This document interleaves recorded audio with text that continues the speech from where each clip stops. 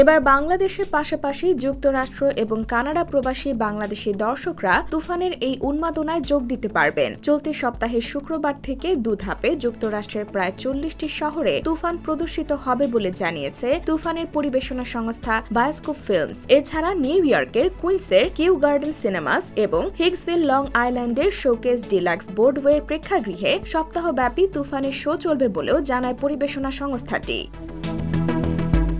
সম্প্রতি নিউ ইয়র্কে অনুষ্ঠিত একটি প্রেস মিটে বায়োস্কোপ ফিল্মসের কর্ণধার রাজ হামিদ জানান এর প্রদর্শনের বিস্তারিত।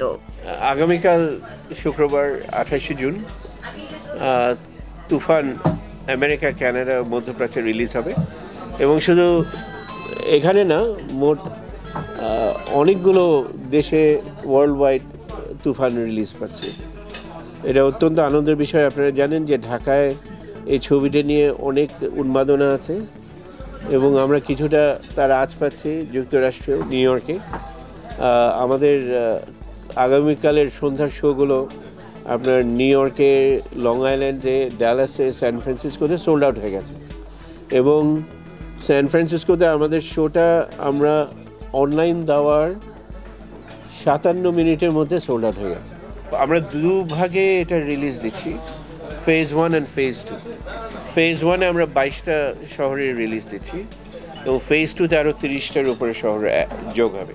এদিকে পরিবেশনা সংস্থাটির দাবি, তুফান সিনেমায় মেগাস্টার শাকিব খানকে একেবারে নতুনভাবে আবিষ্কার করবেন দর্শকরা। তুফানের প্রতিটি গান এখন মানুষের মুখে মুখে। তুফান দর্শকরা শুধু দেখবেনই না, উপভোগ করবেন বলেও বিশ্বাসী তারা। IBTV USA, new York.